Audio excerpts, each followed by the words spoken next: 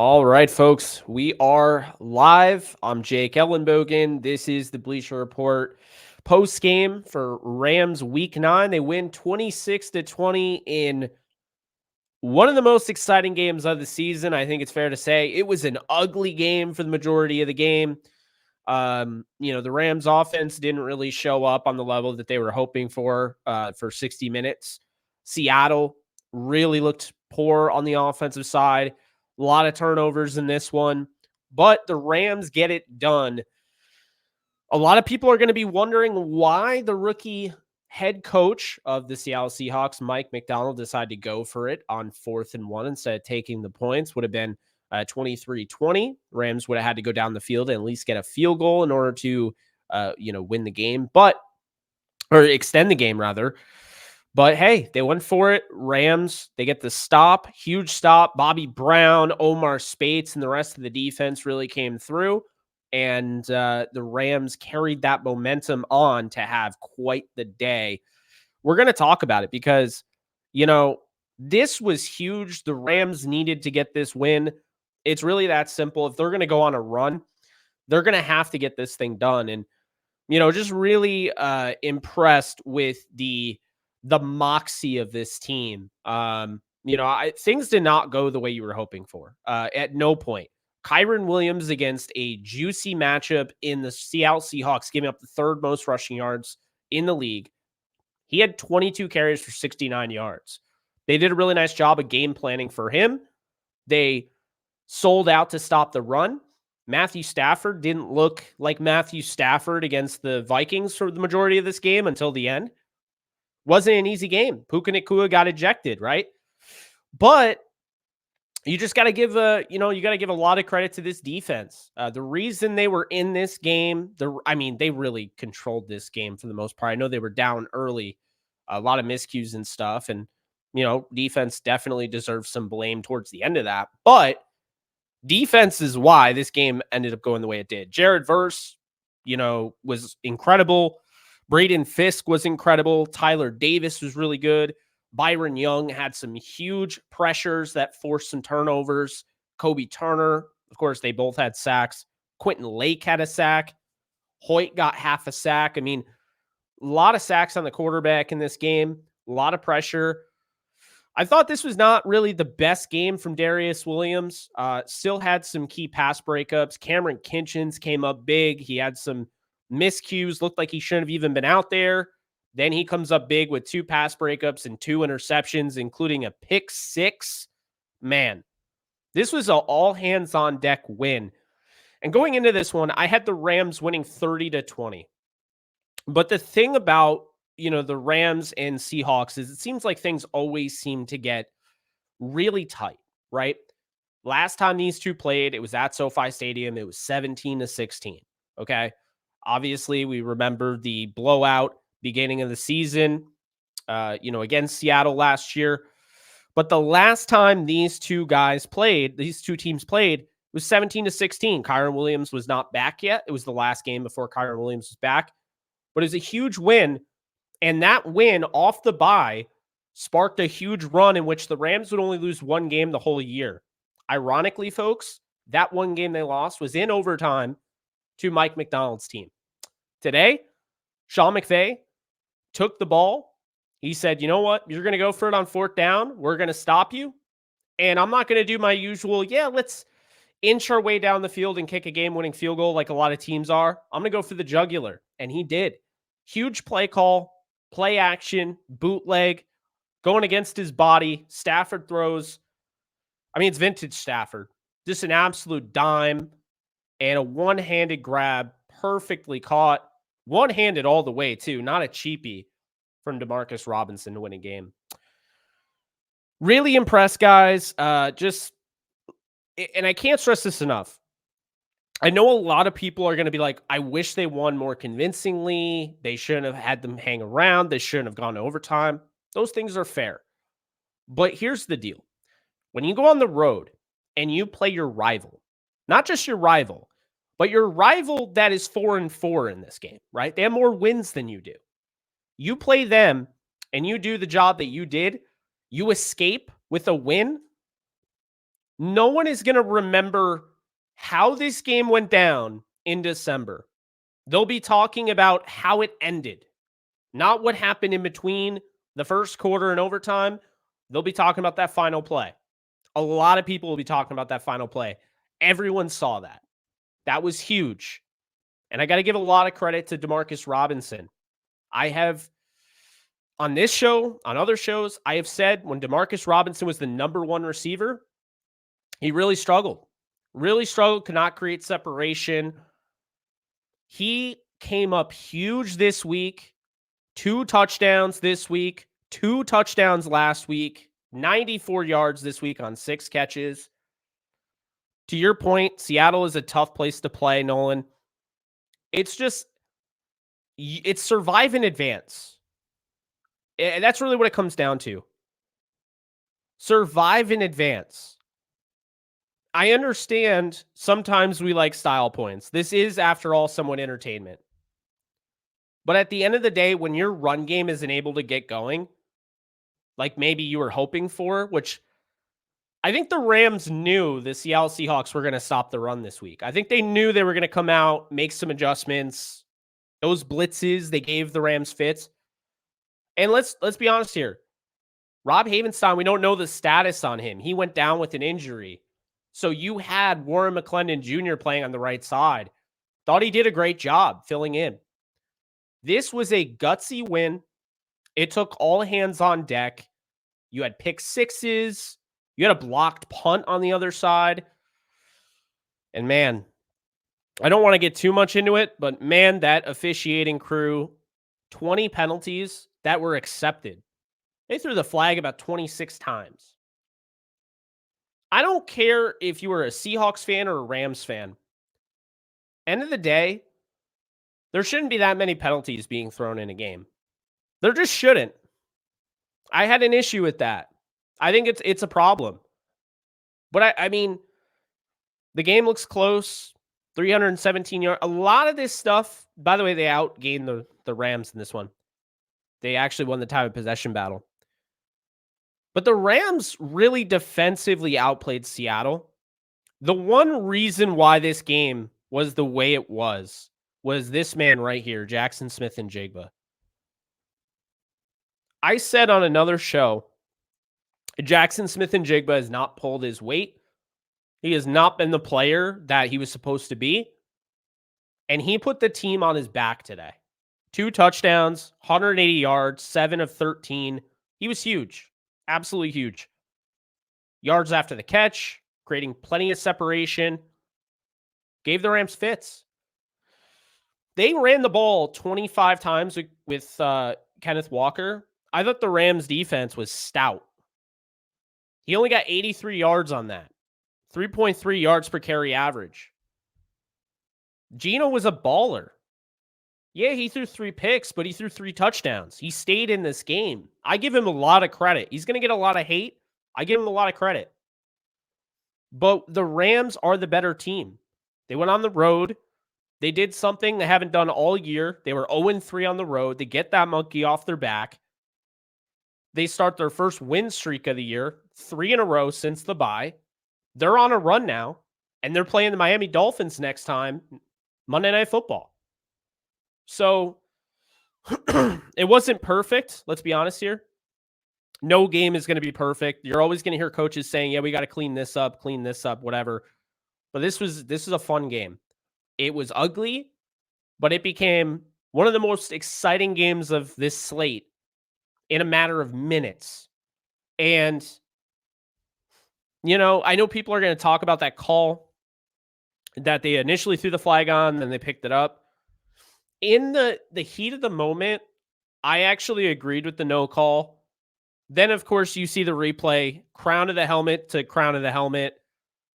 Not really sure why it was picked up.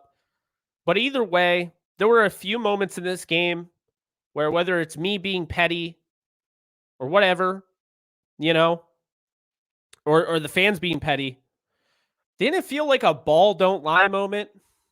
It sure felt that way. It wasn't that the Rams had luck on their side, because obviously the Rams forced some errant throws. Verse, Young, all of that. But there were times where it sure looked like, things were going their way. Something would happen, poor call. The PI on Akello Witherspoon was unacceptable. That's how corners are being told to cover. You turn around and you try to make a play on the football, and, corners are getting dinged for not turning around. He tries to make a play on the football. You give Cody White a free PI that he didn't earn. And then, of course, that missed call. But I got to be honest with you. I have to be honest with you here. The officiating was bad on both sides. I'm not going to sit here and tell you it was one-sided. It was not all in Seattle's favor. That was really poor officiating. But what I like about this game is the trials and tribulations that the Rams went through. They had to overcome losing Puka Nacua, having him get ejected. They had to overcome losing the right tackle, Rob Havenstein. They had to overcome some of these awful penalties. So did Seattle, by the way.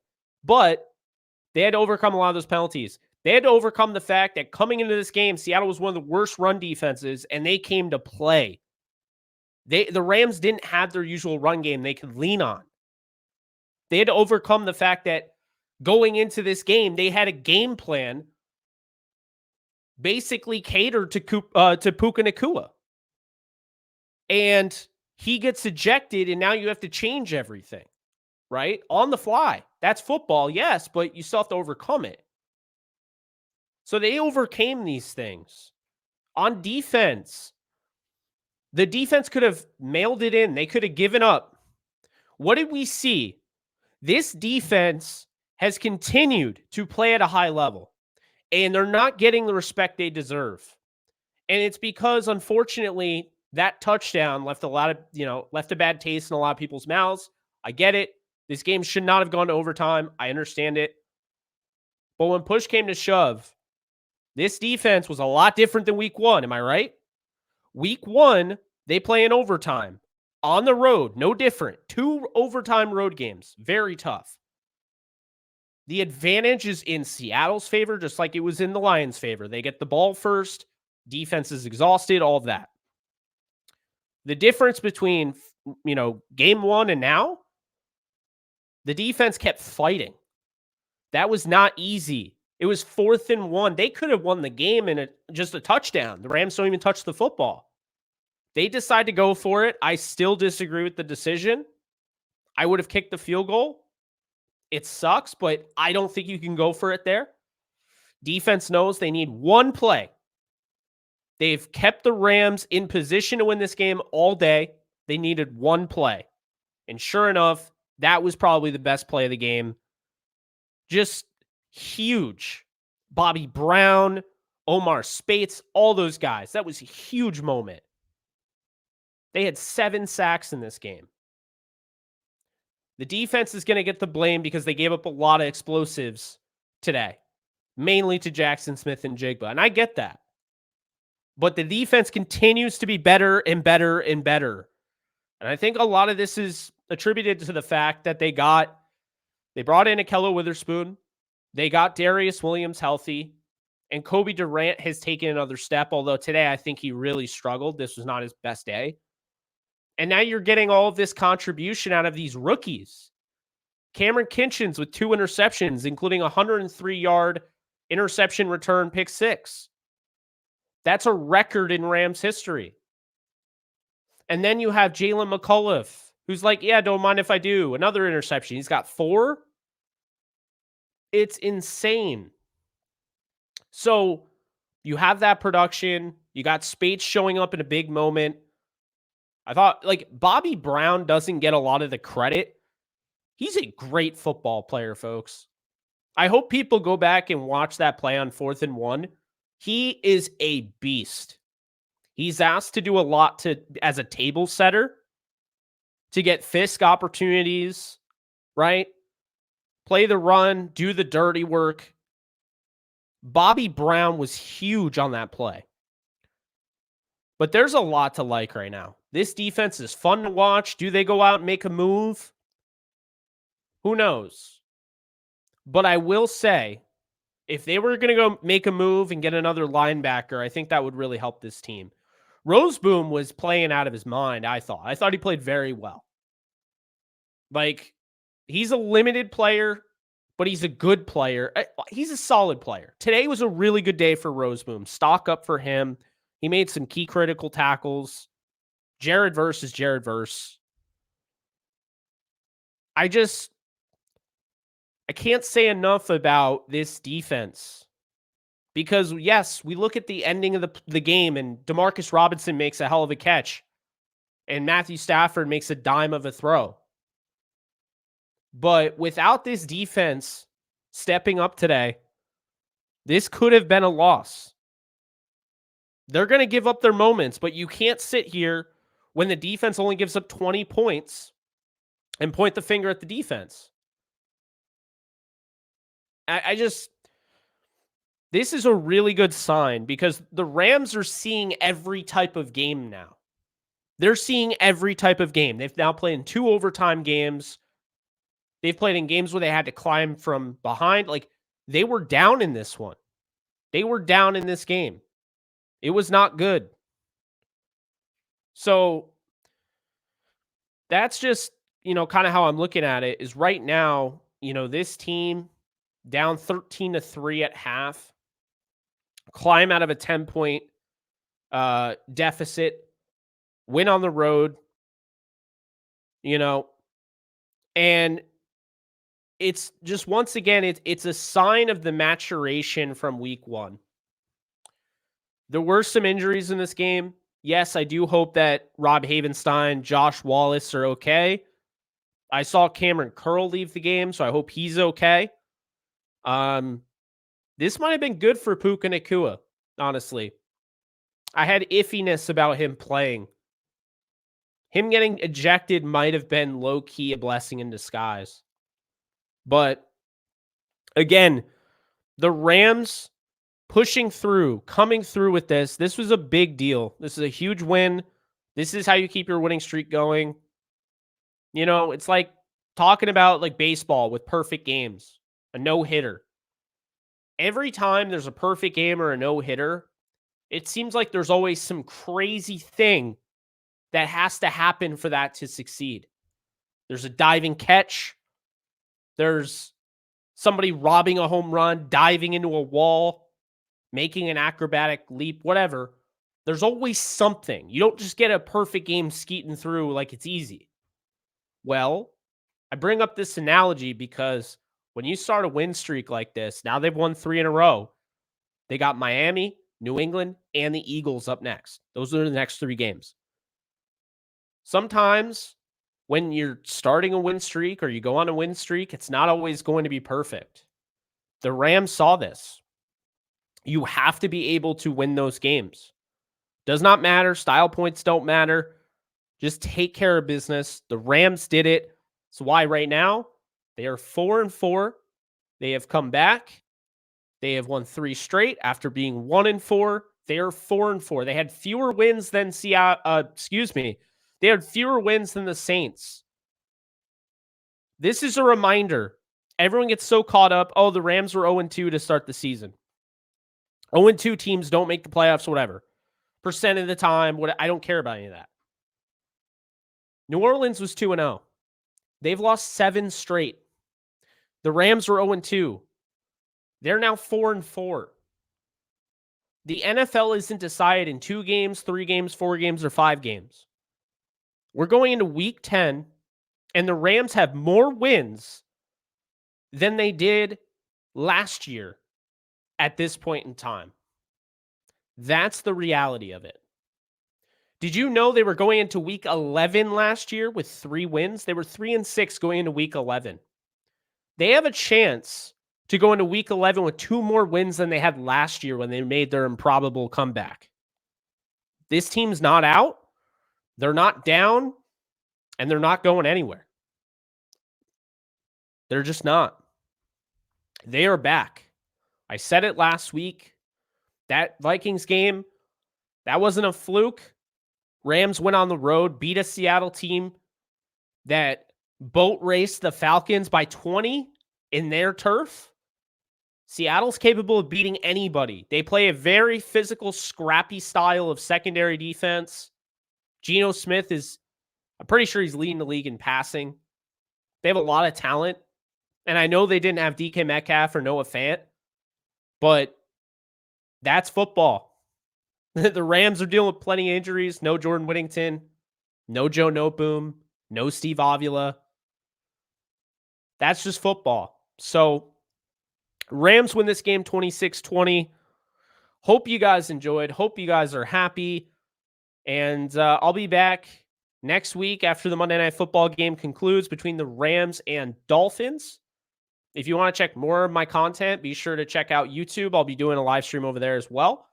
But as always, special shout out to Bleacher Report for having me, and I will see you guys in the next video. Take care, folks. Later.